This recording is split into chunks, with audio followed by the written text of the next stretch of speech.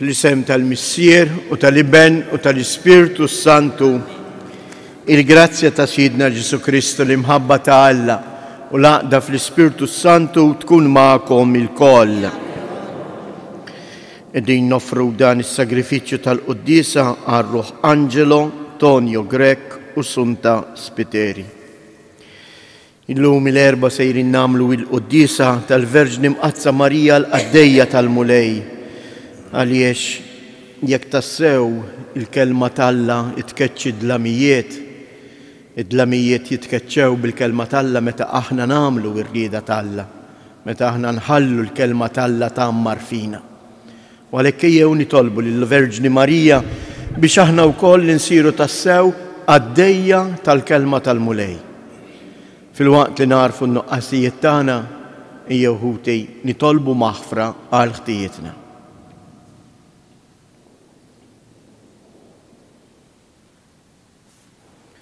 Mulej ħniena, Kristu ħniena, Mulej ħniena. Iħenna lina Alla li jista' kollox jaħfrilna dnubietna u jwassalna għal ħajja ta' dejjem. Nitolbu. U Alla ibnek il-Aziz huwa jmut fuq is-salib, ried li l-Imqazza Verġni Marija li hu għażel bħala ommu tkun omna wkoll. Fil-ħnina tiegħek lilna li nistkennu taħt il-ħarsien tagħha, għatina li nsibu faraġġ aħna u nsejħula omna bibnek Ġesu Kristu Sidna li hu Alla u li miegħek jgħix u jsaltan flimkien mal-Ispirtu Santu għal dejjem ta' dejjem.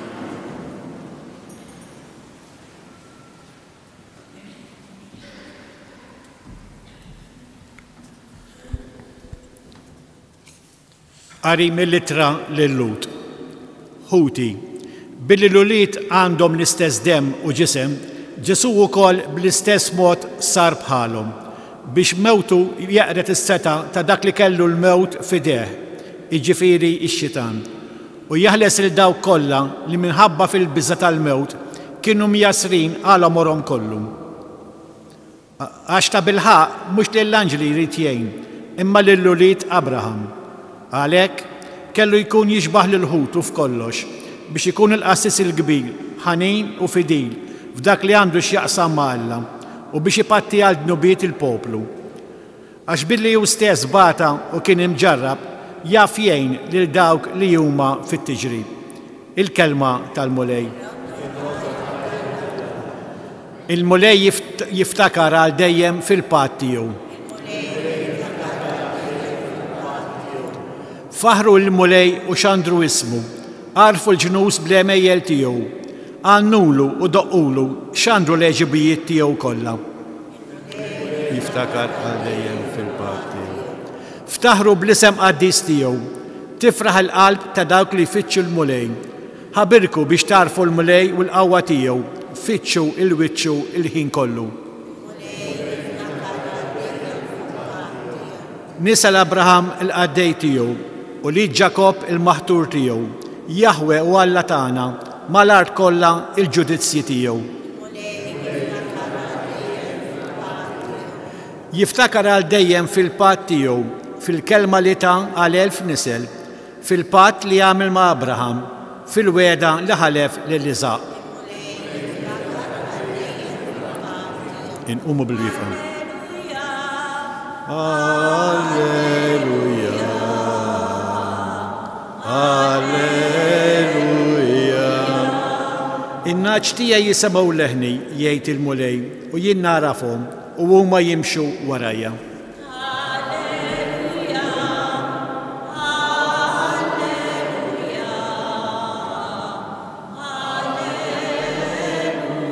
Alleluja. Il-Mulej ma'kom. Qari mill-Evanġelju skont San Mark. F'dak iż-żmien Ġesu ħareġ mis-sinagoga u baqa' sejjer ma' Ġabu u Ġwanni għand Xmun u Indrej. Issa il-mara ta' Xmun kienet fis-sodda bid-deni u malajr qalulu bija. Resaq lejja, qabada minida u qajjima u iddeni ħallija u bdiet isservihom. Fil-għaxija imbagħad finżul ix-xemx ħadulu qudiemu lil dawk kollha li kienu morda jew li kienu maħkuma mix-xitan. U quddiem il-bieb inġabret il-belt biħġara u fejjaq ħafna morda minn kull xorta ta' mart u ħareġ għad kbir ta' xjaten li huma kienx iħallihom jitkellmu għax huma kienu jafu min kien. Il-għada filgħodu kmieni qabel ma żernaq qam, ħareġ u mar f'post u qgħad hemm jitlob. Xmun u sħabu l-oħrajn marru jfittxuh. Kif sabuh qalulu, kulħadd jistaqsi għalik. U qalilhom ejjew immorru banda oħra fl-irħula tal-qrib ħalli nippriedka hemmhekk ukoll għax għalhekk ħriġt. U dar il-Galilea kollha jippriedka fis-sinagogi tagħhom u joħroġ ix-xjaten. Il-kelma tal-mulej.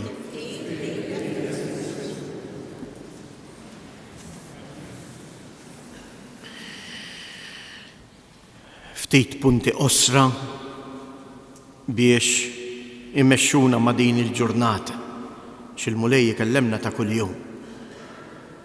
Il-mulej jiftakar għal dejjem fil-patt tiegħu il-kelmiet tas-salm. Il-mulej jeżies dak li jgħid iwettqu.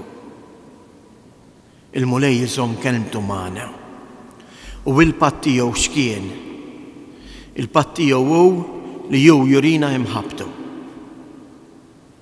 U għalhekk sar bniedem biex jiena u int nistgħu niltaqgħu miegħu. X'kien il-patt ta' Ġesu magħna u x'inhu? X'mhijiex xi ħaġa li għaddiet. Hija proprju l-Vanġelu tal-lum li jwassal il-kelma ta' Alla. Dar il-Galilea kollha jippriedka fis-sinagogi tagħhom. Ejjew immorru banda oħra għax għalhekk jiena ġejt biex iwassal il-kelma ta' Alla. U jfejjaq il-dawk li kienu maħkuma mix-xitan. Il-kelma x-xitan tfisser il-qarrieq. Ħafna drabi jeżies aħna hekk jiġrilna. Il-mulej jimxi mill-patt tiegħu, joħroġ jgħaddi kuljum fil-ħajja tagħna iwasslilna l-kelma, imma forsi ħafna drabi aħna narfu nożżu f'qalbna aktar il-kelma ta' erq li din tista' tiġi minn kull imkien, kelma li mhix vera, dak huwa erq. Qed inwedek li ħassib il-ferħ jekk tagħmel hekk, ma fil-verità ma jkunx minnu. Jew il-kelma ta' Ġesu. Jew nagħmlu eżami tal-kuxjenza dalgħodu. U naraw ftit imma jien il-kelma ta' Alla qed inħallija taħdem f'ħajti. U biex nagħmel dan qed nagħmel bħal Ġesu li kien liben Alla l-istess kelma inkarnata li kien isib ukoll momenti fejn hu jinqata' għalih waħdu u jitkellem mal-Missier. Jien nixtieq nissuġġerilkom xi ħaġa żgħira. Ejjew nibdew flimkien. Kull ġurnata aqbdu l-Bibja. Jiena ċert li kollha kemm intom għandkom il-Bibja id-dar, imma tħalluhiex fuq l-iskaffa. Aqbdu l-Bibja kuljum, jew il-qari ta' kuljum tal-Quddiesa. Erġa' qrah id-dar. Oqgħod ftit momenti, aħseb fuqu u itlob il-mulej jgħinek biex tagħmel dak li qallek. Forsi l-ħfef ħaġa dak l-eżerċizzju li kien iħobb kont għadni student is-seminarju, il-minor li kien iħobb jatina il-qaddej Alla Dummi Kalat Tard. Dummi kell-attart kien tajna pitazz u xin nisemmu il-Vanġelu tal-ħadd, konna rridu nikdbu is-Sinjur Alla qalli u nikteb sentenza mill-Vanġelu ta' dik il-ġurnata. Imma mbagħad kont irrid nikteb sentenza oħra u jiena għetlu. Għax id-dialogu u diskors bentnejn. Xi ħaġa sempliċi, imma tagħmel ħafna ġid. Kemm hi xi ħaġa sabiħa, kieku jiena u int kuljum il-Vanġelu li nisemgħu jew taqbad pass mill-Iskrittura u taqrah u tgħid imma x'irid jgħid li Alla b'dan il-kliem tiegħu u jien x'se ngħidlu. Hekk pereżempju, ħanġib nagħtikom eżempju minn tal-lum. U għadda ikeċċi ix-xjaten. M'għandix xjaten ġo fija, żgur li m'għandniex, imma xi kerma li tqarraq bina ikun hemm, jew forsi aħna wkoll nużaw kliem ta' erq ma' xulxejn. Mela jien nitlob il-mulej u ngħidlu mulej għamel li minn fommi ma joħroġ qatt kliem ta' erq, imma kliem li jwassal il-ġid. Hekk ippruvawh dan l-eżerċizzju. U taraw kif tassew f'din is-sena li qegħdin niddedikaw il-kelma ta' Alla, din il-kelma ta' Alla tmexxina, tiggwidana u ttina l-paċi tal-qalb.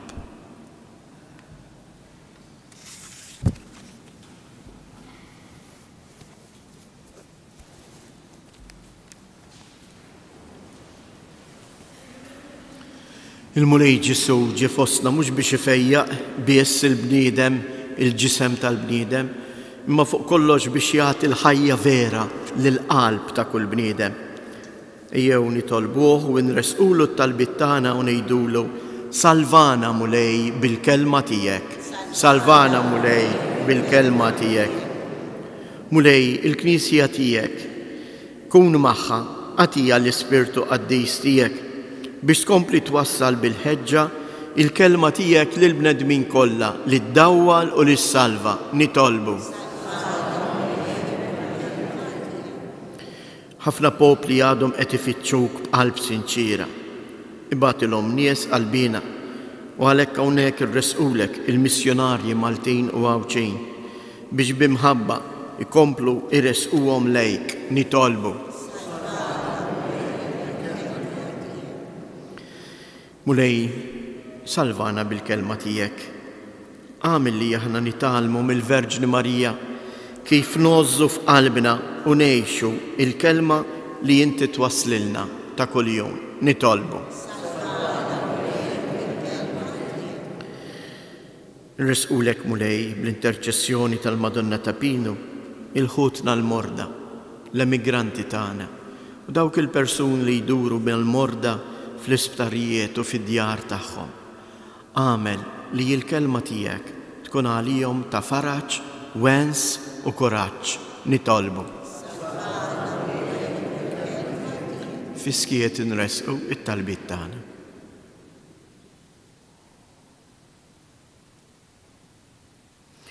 U Alla missier eħlisna minn kull deni li jista' jeqret lil ruħna u ġisimna u għallimna flimkien miegħek inqazzu id-tbatija ta' ħutna bi Kristus Siedna.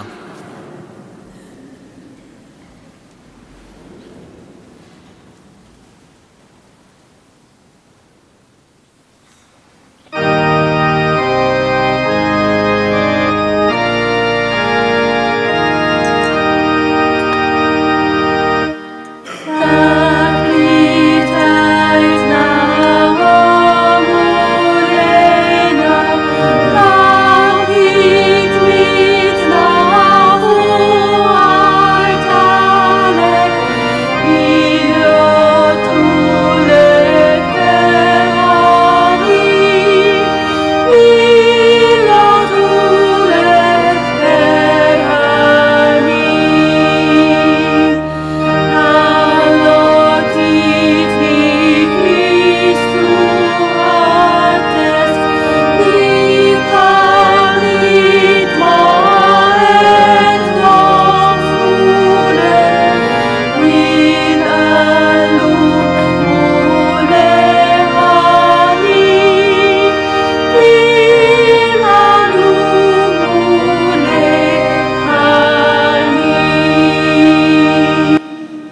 jitolbu ħuti biex dan is-sagrifiċċju tiegħi u tagħkom ikun joġob lil Alla l-Missier li jista' kollox.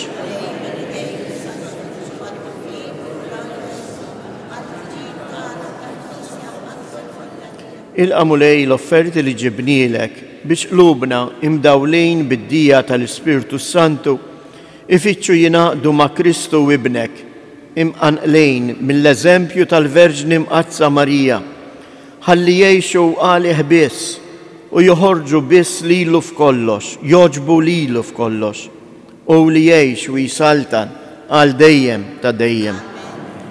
Il-mulej ma'kom. Nerfu qlubna il-fuq. Nizzu ħajr lil-mulej Alla tagħna. Sewwa u xieraq tas-sew mulej missier qaddis Alla ta' dejjem li tista' kollox, tajjeb u taġi tas-salvazzjoni tagħna li dejjem u kull imkien inroddulek ħajr bi Kristu Siedna. Fismu biss tinsab is-soluzzjoni kollha tagħha. Għall-kelma tiegħu kulħadd jinżel arkub tgħih fis-sema, fl-art u f'qiegħ il-art. Iżda int fil-provvidenza u t-tieba tiegħek ried li l-isem il-Verġni Marija wkoll ikun dejjem fuq fom dak kollha li jemmnu u li jħarsu lejja b'fiduċja kollha bħala l-kewba tiddi, jitolbu għal għajnuna tagħhom fit-tiġrib kollu tagħhom u jfittxu żguri kien fiħdana fil-ħtiġijiet kollha tagħhom. Għalhekk inroddulek ħajr mal-anġli u nxandru l-koll magħhom il-qawwa tiegħek waqt li jintennulek. Għaddejs, għaddejs, għaddejs. Mulej Alla tal-eżerċti, ismewwitu l-art mimlija bil-glorja tiegħek. U sanna fl-ola tas-smewiet, imbirek minn ġej fisem il-mulej, u sanna fil-oli tas-smewiet. Għaddejs tas-sewint mulej inti lajn ta' kull qdusija. Għaddis għalek nitolbu dawn l-offerti bil-barka tal-Ispirtu tiegħek biex isiru għalina il-ġisem u d-dem ta' Sidna Ġesu Kristu. Li meta kien se jingħata biex mir-rajħ ibati ħal ħobs, radd il-ħajr qasam tal-disċipli tiegħu u qal: ħudu u kulu il-kol minn dan, għax dan huwa ġismi li jingħata għalikom.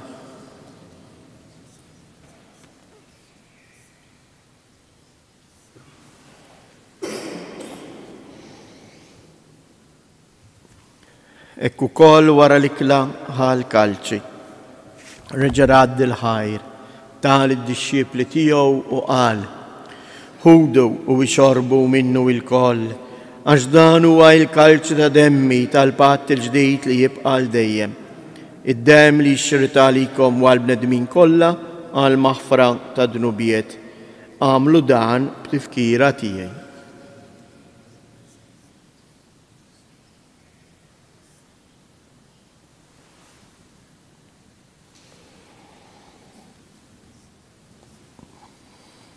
Danu il-misteru tal-fidej, inħabru l-mew tiegħek mulej, inxandru bil-ferħ il-qawmien tiegħek, nistennewk sa ma tiġi fil-glorja.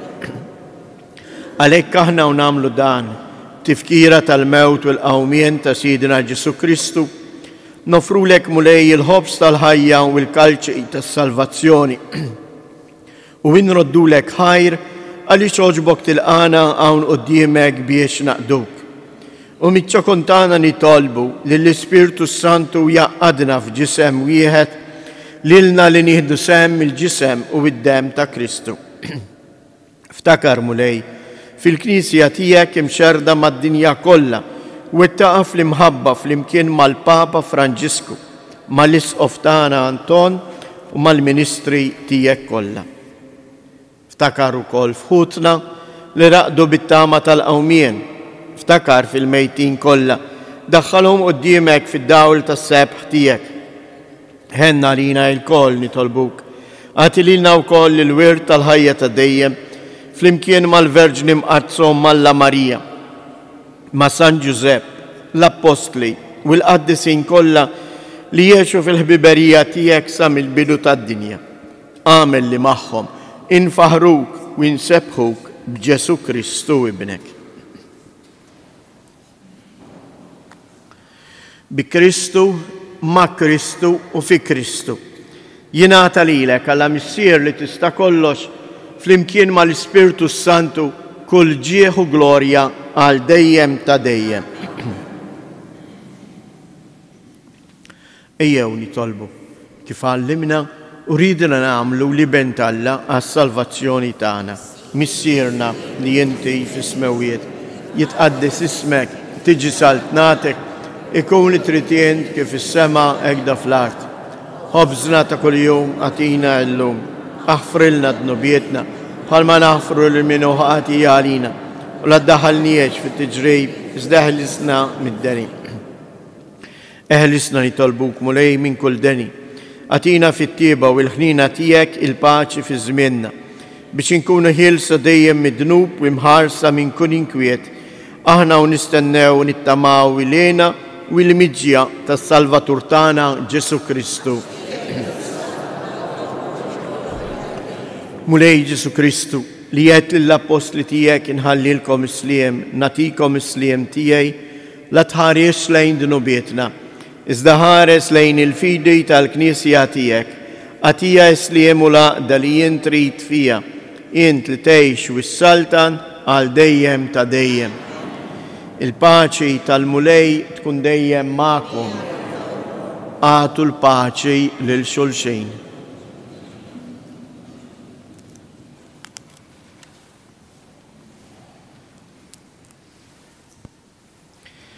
Ħaruf ta' Alla li tneħħi d-nubiet tad-dinja ħelna għalina. Ħaruf ta' Alla li tneħħi d-nubiet tad-dinja ħelna għalina. Ħaruf ta' Alla li tneħħi d-nubiet tad-dinja għatina il-paċ.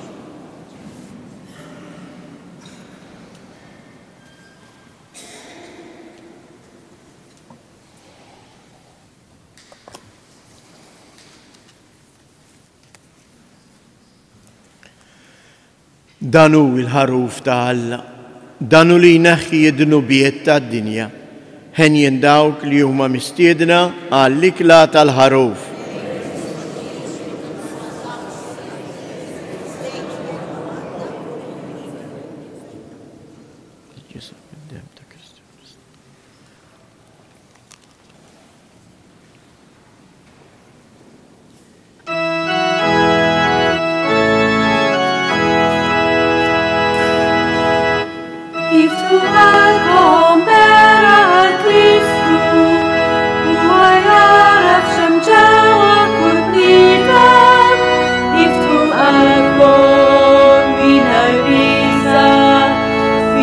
Shilka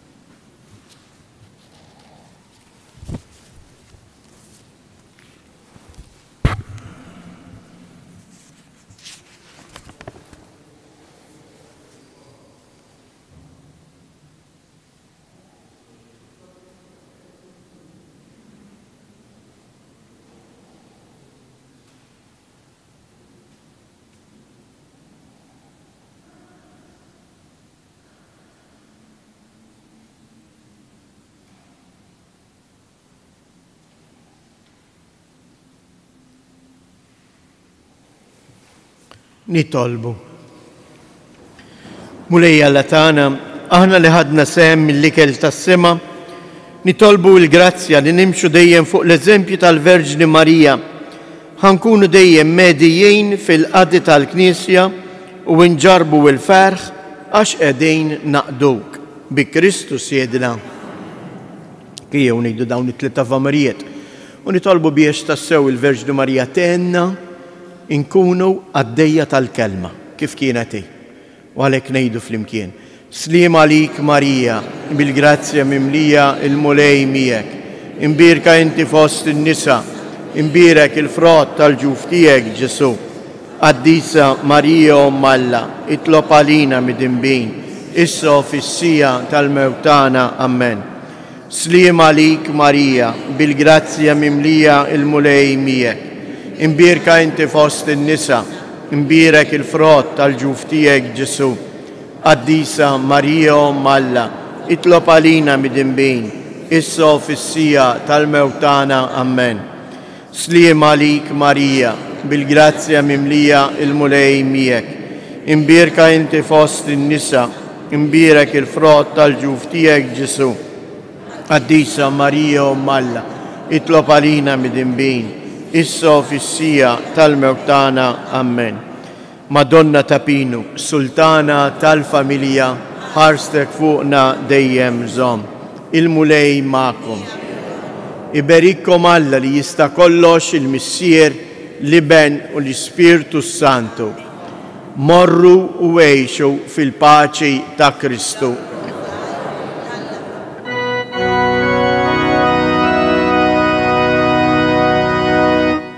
Madonna